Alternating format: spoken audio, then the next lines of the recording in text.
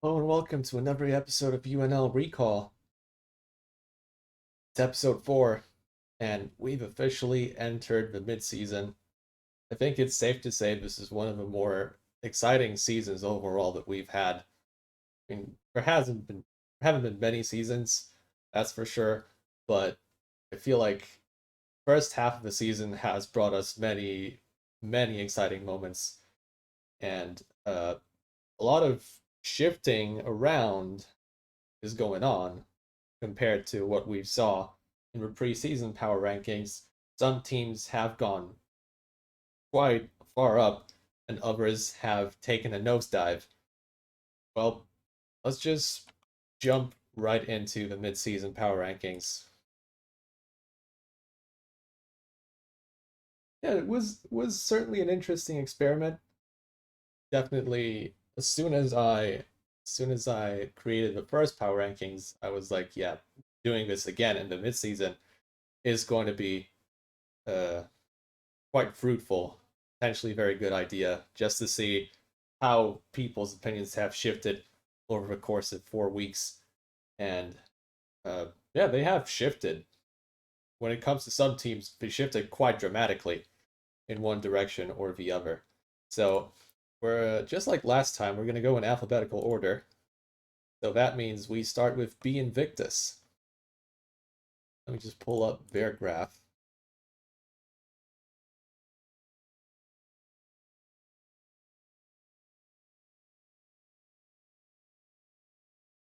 All right, and here's B Invictus. Now, there's quite a big difference of opinion when it comes to this team. Uh, some people have them as low as ninth place, but there's a fair number of people that actually see them as a potential playoff contender, but they're still in the minority. Most people think that B Invictus is not going to make it, but as to where exactly they'll end up at the end of regular season is still very much up for debate, as as illustrated by this graph here. There's a lot of there's very much a difference of opinion when it comes to B Invictus. Potentially like the most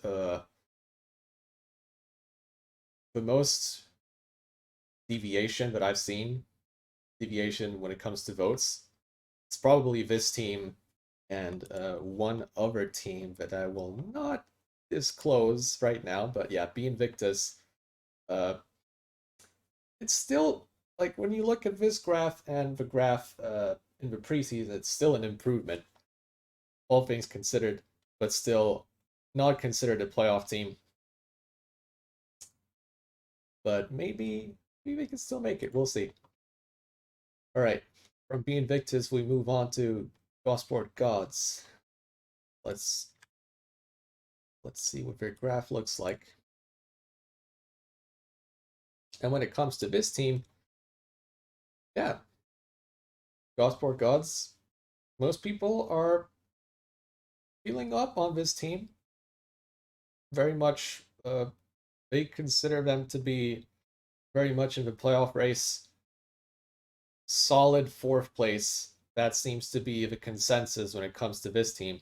Although there are some people who view them as the seventh place team. That's actually as many as 6 votes when you look at this graph. So yeah, some people not quite there, not entirely Gosport Gods believers, but the last 4 weeks seems to have been enough to convince most people that yes, this is a team that will make playoffs. As to which place exactly, not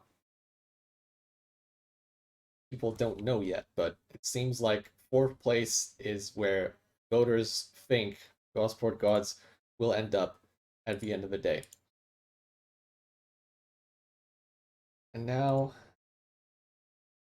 from Gosport Gods, it's time to move on to Gourmet Gang. And yeah, the first half of the season has not been pretty for the Cooks. Gourmet Gang, they're sitting in ninth place right now after week 4, And we're also sitting dead last in the power rankings. As you can see from this graph, it is quite obvious that this is the lowest rated team overall. As many as 16 people voted Gourmet Gang to be the last place finisher. Although some people think they can beat at least one team, 8th place. Uh, we'll see how that goes. Right now, yeah, they're above and beyond the lowest voted team overall. Yeah, there's only the second half of the season to try to make up for the first half. We'll see if Gourmet Gang can do it. We saw some glimpses of potential here and there. Only have one win. Potentially could have had more, but yeah, they just have to uh, iron iron out some aspects of their play if they want to actually still be one of the contenders for the last playoff spots. Because aiming for top two right now is really just not realistic. Okay, we move on from Gourmet Gang to I believe the next team is Hex. So let's see what Hex looks like.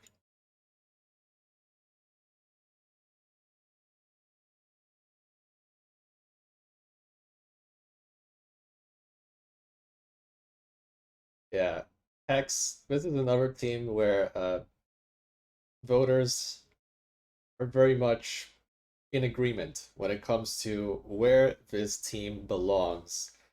And according to the voters, Hex belongs in first place.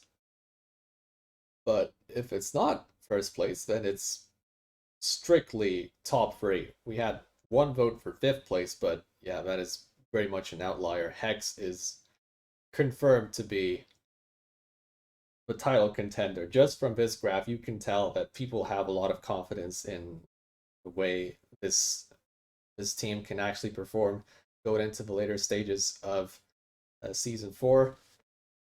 Yeah, not much else to say. I mean, the record of this team speaks for itself. The graph only further confirms that Hex is one of the teams to look out for. That's for sure. And we've moved from Hex to Invulnerables. Invulnerables is another team that improved from preseason power rankings to mid-season power rankings. Although this improvement not not the biggest, but it's still there. Let's look at this graph. Some people have Invul outside of playoffs, but it looks like the majority is uh, convinced that Invul will make it in the end. There's a lot of variation when it comes to Invul as well. Uh, from ninth to as far as fourth place. As for the Invictus, I believe it was from ninth to third. So when it comes to some of these teams, I feel like voters are not as confident as to where teams will end up, but it looks like Invol is more on the safe side. They've been looking quite shaky lately, but it does look like voters still are confident that they will make it to playoffs in the end.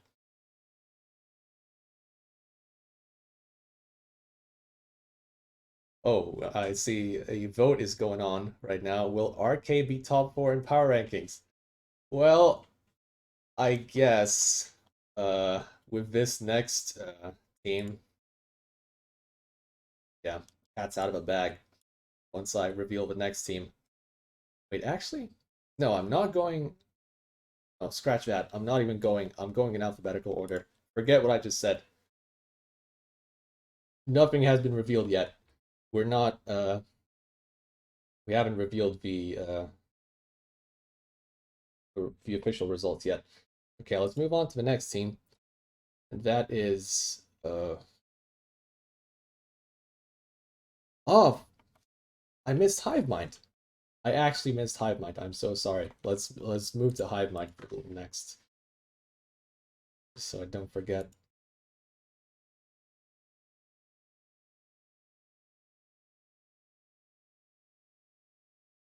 Yeah, this graph,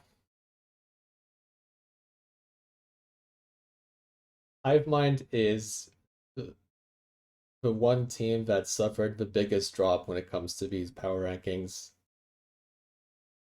In the preseason, most people agreed that HiveMind were top four material.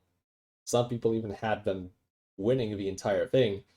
But yeah, right now, the confidence is at its lowest. Some people think HiveMind will finish ninth place, which is, in my opinion, that would be shocking to say the least. But yeah, right now, the truth is they are outside of playoffs as it stands. And yeah, we need to make a lot of improvements if they actually want to make it. As to whether they can do it, I think they can. I think it's still very much possible.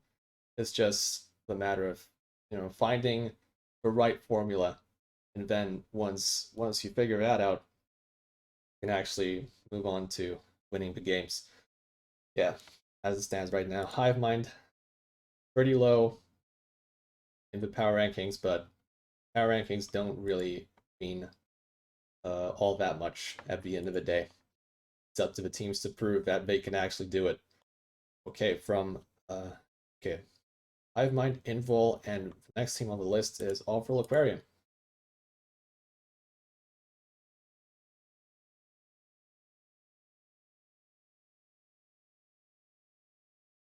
Well, not much has changed for Awful Aquarium. People still think that this is a team that will finish third at the end of the regular season. If anything, now people are even more convinced of that fact. 16 people voted for third place, I believe. Then you have some people voting for second and some for first. Yeah, pretty much more or less, it's third place, is solidly third place, which is also reflected by, the position they are in the standings right now. So the voters think that not much will change over the next 4 weeks, and Opera Aquarium will be one of the one of the top dogs in this league, but strictly third place though. All right, now let's see Ruin Kings. This one is interesting.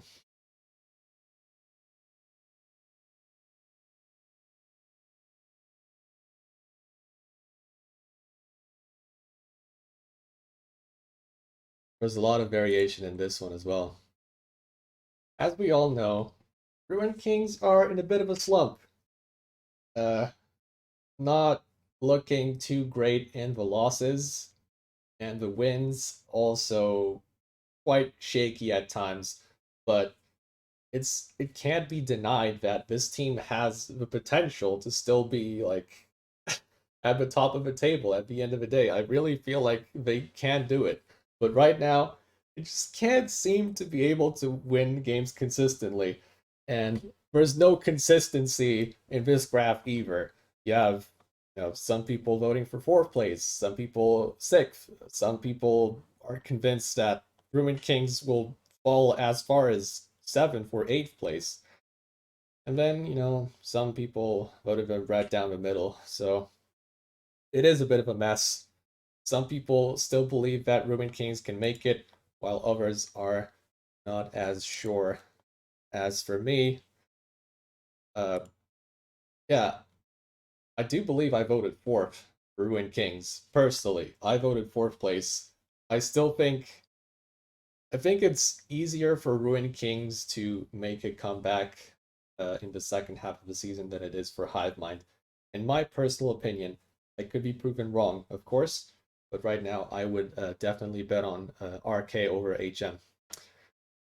Okay, and the last team that we're going to cover is, of course, Wings Club.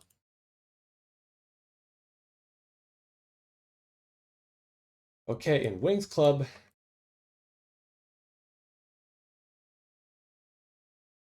we saw Hive Mind suffer the largest drop when it comes to power rankings.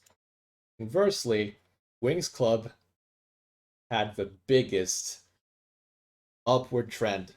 They are definitely a top two contender in the eyes of the voters. So many votes for first place, so many votes for second place. This is easily the biggest. Yeah, they shot up so much. They were, I do believe they were fifth place in the preseason power rankings. So this is this is such a big step forward for Wings Club. And yeah, yes, people are really scared of the bot lane, especially. It does feel like people hold Rins and give carry in high regard. Rins has already shown up. Uh, what is it? 3 times in Team of the Week already? That is absolutely massive. And yeah, the performances are reflected in the standings and also the power rankings. People believe that Wings Club is one of the best teams that we have in season 4. We'll see if they can actually, you know, prove that in the second half. Right now, it's looking good for Wings Club. All right, and now let's look at the results from the preseason power rankings first, just to have a quick comparison. This is how it looked in the preseason. We had Hex first. We had Awful Aquarium second. Ruin Kings and Hive Mind were quite high on that list as well. Wings Club was people were not quite sure what to make of that team, so they were a little bit down the middle. Gosport Gods barely barely hanging on to the playoff berth, the last one. Invol, Be Invictus, and Gourmet Gang out of the playoff race according to preseason power rankings. And now, let's see how it all shifted.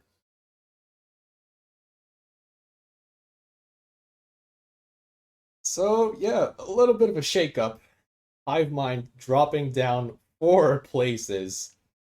Their average is now 6.73. Gourmet Gang dropping even lower, down to 8.46. Uh, yeah, not a lot of people believing in the Gourmet Gang right now.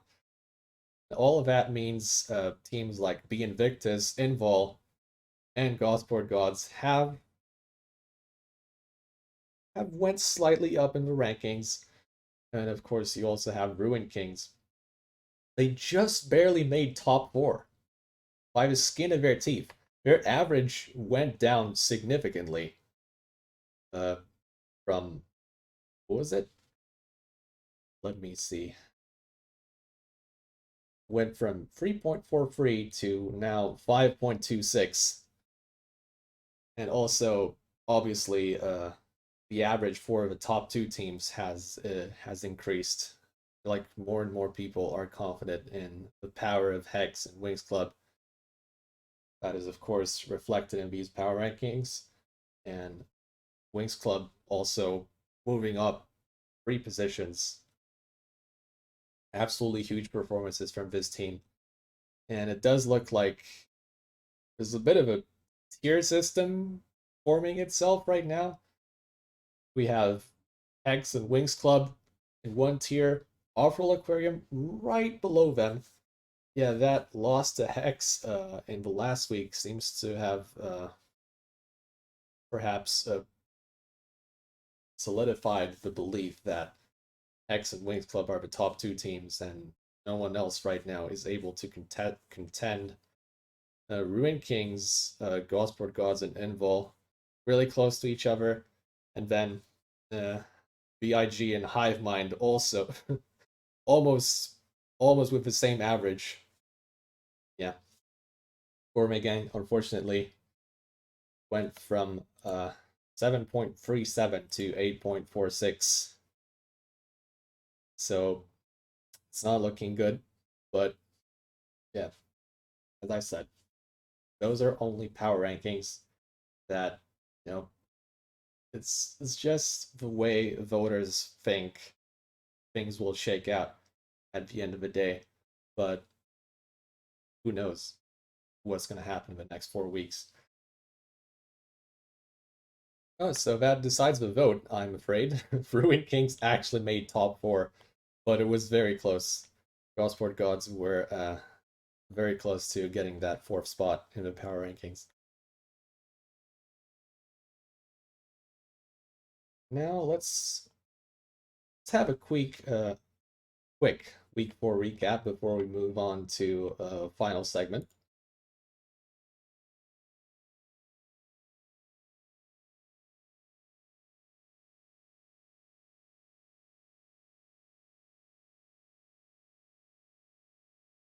Week 4 recap. Yeah, we're gonna make it short this time.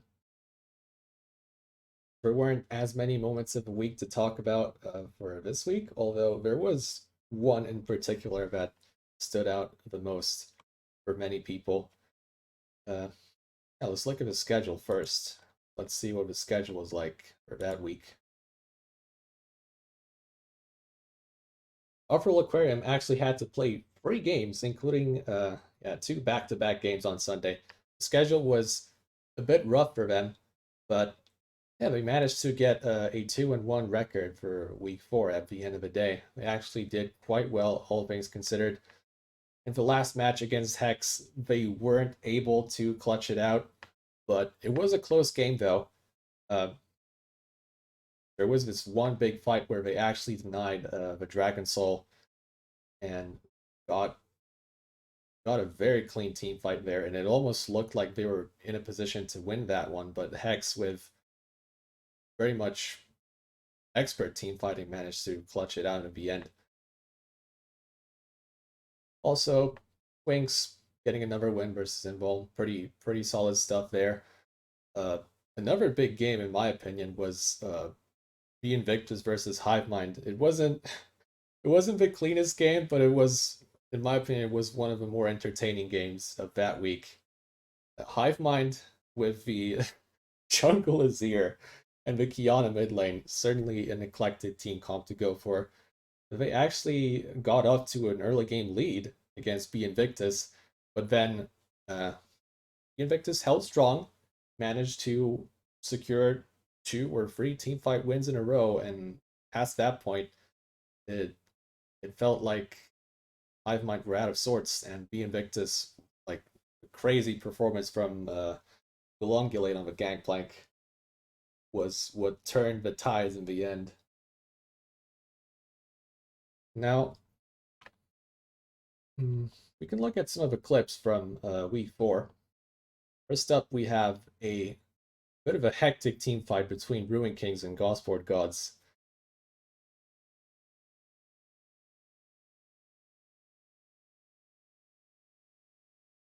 Can he get out? Phase Rush propped onto Gardevoir as well. Snowball Drift gonna come through nicely from Vilestorm. Can he catch the knockup? No, does hit a minion. Flashes forward with the root, gonna catch onto Feb, slowed down, rooted down. Absolute Zero going to come through, but might this be the overchase? Gardevoir looking onto the backline with IWD, and MDib gonna find Vilestorm in the backside of the fight, does end up trading his life for it.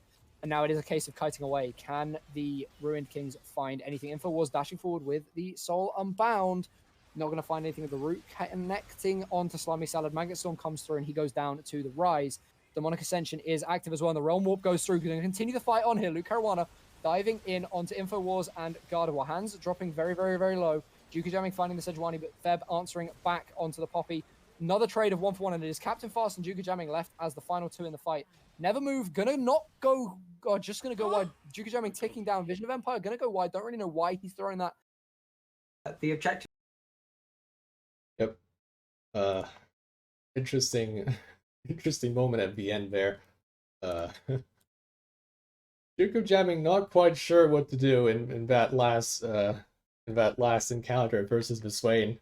Rocket jumps backwards, but then flashes back in. Okay, I can do this. But then he almost dies at the end. So, very close team fight indeed. But yeah, that team fight managed to propel him still so far ahead with the triple kill that he got. And that was very much of a team fight that that was the straw that broke the camel's back, in my opinion. Gosport Gods were still in a favorable position at that point, but they couldn't really get that decisive team fight.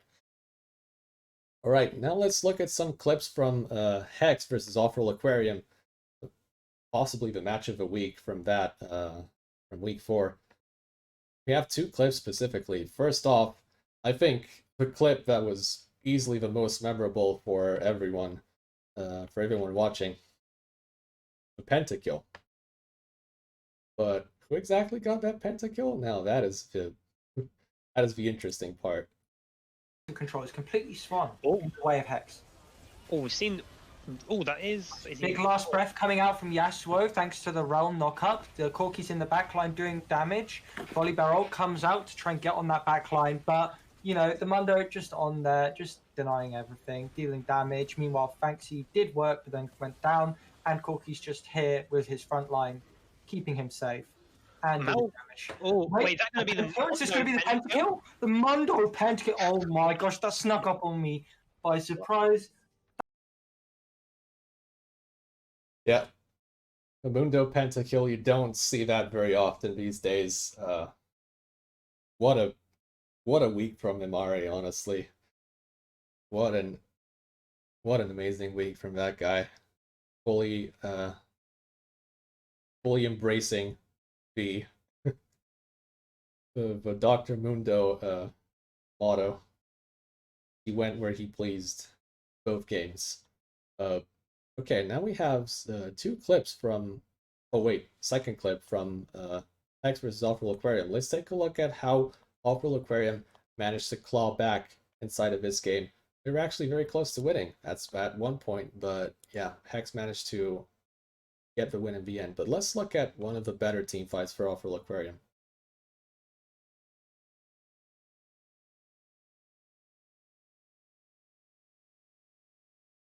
Does desperately need that Zhonya's though in order to survive this Yasuo. Because while he doesn't have many kills, he's still a huge threat. We'll see Simeone catching out the Rel. She does. The Rel gets the double knockup though. Oh, the Okay. Rel's going in. Okay, Christian Simeone Simeone. coming down. Oh, that's a the triple one kill goal- for Simeone. Is this about to be the reverse pentakill? Well, that won't be the reverse pentakill, but that is a very clean counterfight from the side of off-roll there. That Baron clearly doing a lot of work, and now they should pick up the Dragon, which Yeah, that was the moment where we wasn't quite sure who would actually take that in the end. Awful Aquarium got the Baron buff, and then they got this amazing team fight off of the back of that Baron buff. It was quite interesting to see. So to close it out, we're gonna have two clips from the Hive Mind versus B Invictus game.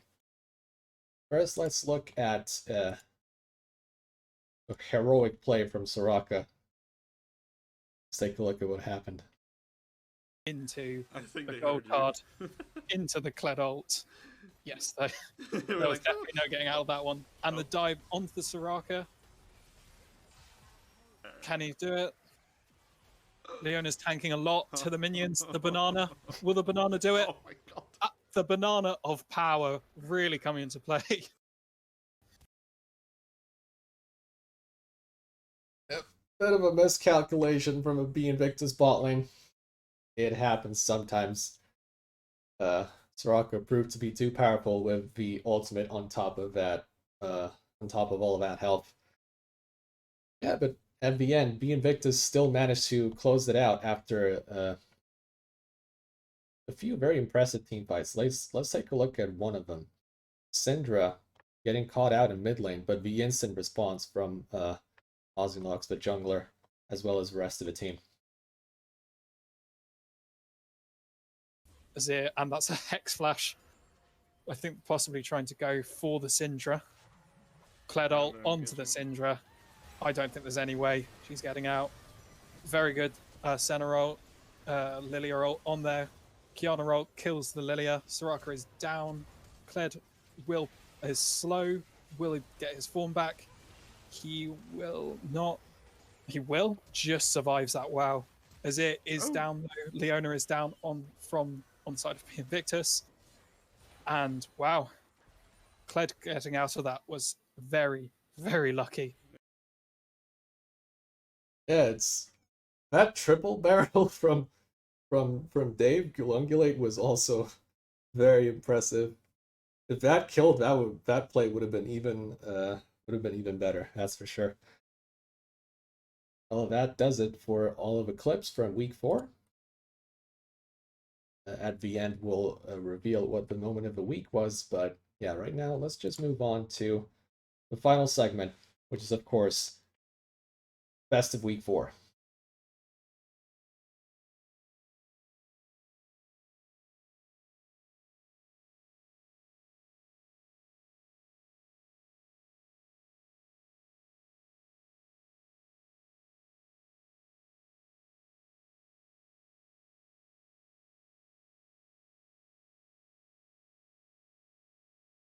Okay, now, first off, we're going to reveal Team of the Week, of course, but we changed things up a bit for this week and the following weeks as well. We're going to reveal uh we're going to reveal it position by position, actually, one by one. So you can place some bets at the casino and lose even more channel points. So we're gonna go from top to bot, of course. First position will be top lane, so let's see who got it.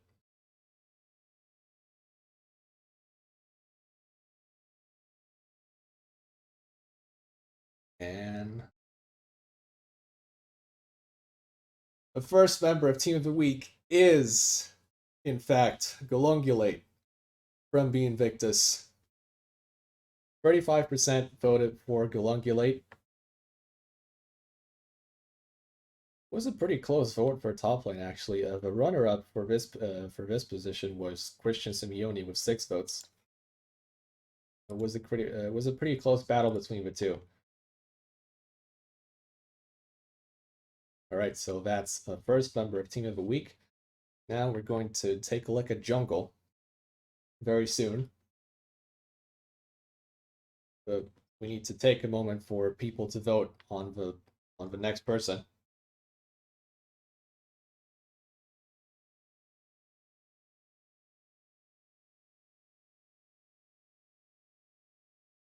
Golungulate, so impressive in week 4, in my opinion. Multiple solo kills on the Mordekaiser in the first game on set, and then the Gangplank in the counter matchup. Also, still very useful despite that hard situation that he was put in. Many highlight plays in that game. The triple bear that almost killed Kiana. Multiple team fights where he put out massive amounts of damage. So it's not a big surprise that Golungulate made it in Team of the Week. All right, I see already. Okay, there's one vote. There's another vote going on, and is Imari going to make it Team of the Week Jungle? I mean, it's not a big surprise that he did, in fact, get it once more. I just realized that I didn't fully update the graphics, but bear with me here. 83%. 83% voted for Imari in week 4. I don't remember a more lopsided vote for any position, even in the previous season. Maybe someone got it once. 83% seems obscenely high for Imari, so very much well deserved. Both games on Mundo. Went where he pleased. Both games. Secured a pentakill in one of those games, which is, yeah, for a Mundo, that is a very rare feat indeed. Also was a very big annoyance in the B Invictus game, as I can attest myself. It was impossible to kill this guy, and I'm sure Awful Aquarium felt the same way in the second game that Hex played. Now we're going to find out who the mid laner was for Team of the Week.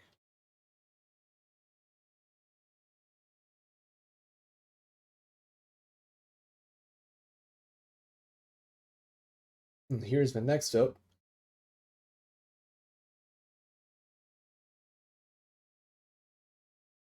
Yeah, Banksy is the next candidate. Is he team of the week? Well, if you look at week 4, I feel like in the B Invictus game, he was definitely one of the players to look at. In the Off-Roll Aquarium game, not as prominent, but still very much effective, and yeah, looked very solid on the Yasuo pick. Maybe, early game not as flashy, but sometimes you don't really have to smash lane in order to win the game. All right, let's see who got team of the week mid lane. And of course, if Imari gets team of the week, then Fanxi has to get it as well. Both the jungle mid duo makes it to team of the week once more. 48% voted for Fanxi. The runner-up for this position was yours truly, aka Davis, with five votes. Yes, some people enjoyed the Syndra gameplay, but I wasn't really all that visible in the Corki game, unfortunately.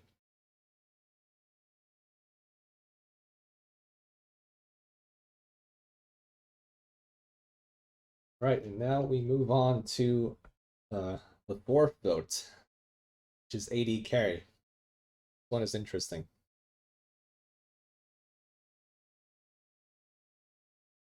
Is Arins going to make it 4 in a row? Is the question. That is on everyone's mind right now, I'm sure of it. Arins made it to Team of the Week in week 1, week 2, week 3, and people are getting tired of seeing Arins on Team of the Week. Oh, the Hero 71 is the pick of the casino director, it seems. Interesting. I'm gonna give everyone a few more seconds to vote. And after that, we're going to reveal the week 80 carry.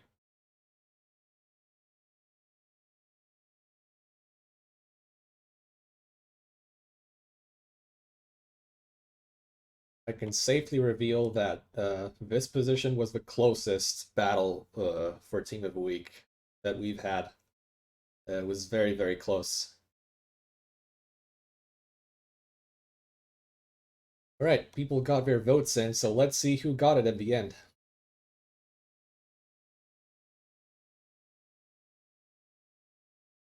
And it is not Arins for once, but it is not the hero either. Brother Crow secures Team of the Week for Off-Roll Aquarium. I do believe this might be the first. No, it is the second time Off-Roll Aquarium makes it in Team of the Week, but this time it wasn't Christian. It was Brother Crow in the bot lane. Two very solid games in my opinion. A bit unlucky in one of the actually 3 solid games. Now that I think about it, yeah, they played 3 times. It was Brother Crow played Ezreal twice. A bit unlucky in the Hex game.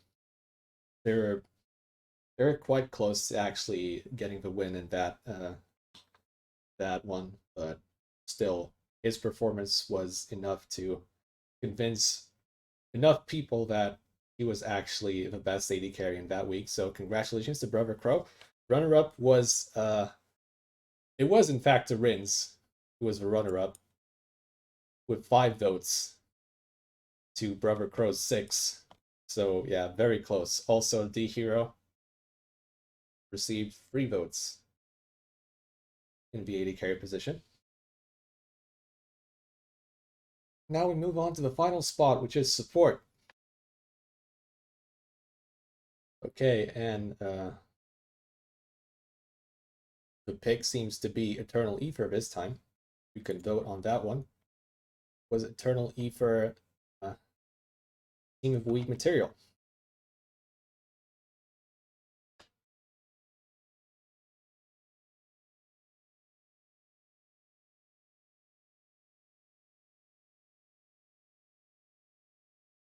there were a few highlight moments from Eternal Ether in week 4, I believe. The game against Hivemind, for example, the Talia, the signature champion. That looked very good, certainly. But we also had a few other supports that had good performances here and there.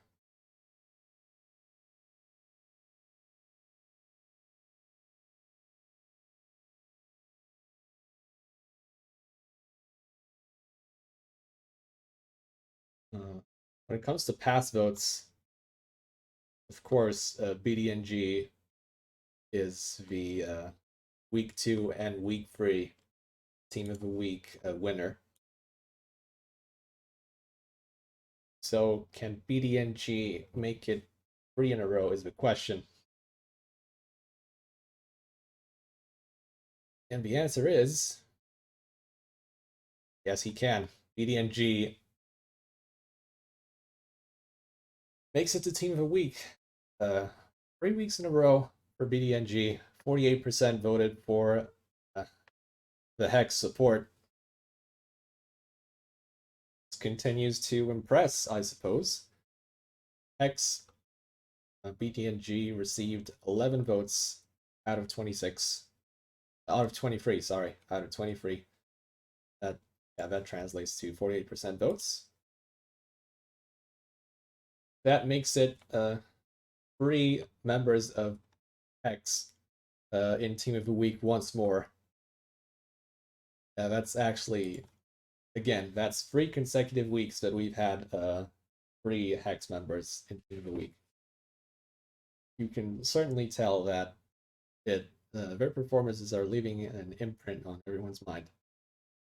We'll see if that continues in the second half of the week. All right, we're done with Team of the Week now. So let's move to MVP then.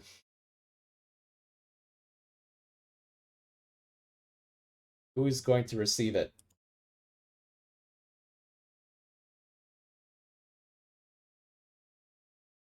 Well, when you look at a Team of the Week graphic, perhaps you can draw some conclusions, but we'll have to see.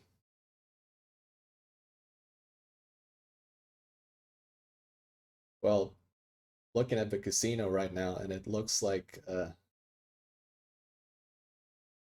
voters are very much in agreement as to what is going to happen in the next few moments. BDNG, of course, was the one who got MVP in week 3 of UNL season 4. That was a very much a rail highlight reel in that week. Right now, not a lot of confidence in BDNG receiving MVP. So let's see who got it.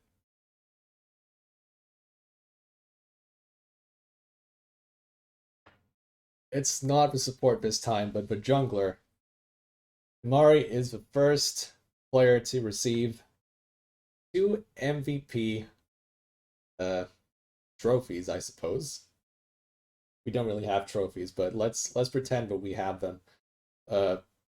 Both games on the Dr. Mundo. The KDA is KDA is something else. 22.5, only 2 deaths across both games. The KP also topping the charts, 90% overall and 82% at 15 minutes, and also only 11% of all deaths in total. So absolutely smashed it. Also, obviously, got that pentakill in the game against Awful Aquarium. Not much else to say. Imari continues to run the league along with Faxi, and no signs of slowing down on that one. We'll see if Wings Club can actually mount a challenge against Hex. We have yet to play that match, and I believe it's going to happen not next week, but in week 6 or 7. So we're still quite a long way away, but I'm sure everyone is waiting for that match with bated breath right now. Hex versus Wings Club is one match that everyone wants to see. Right now is Hex getting most of the awards, getting most of the accolades.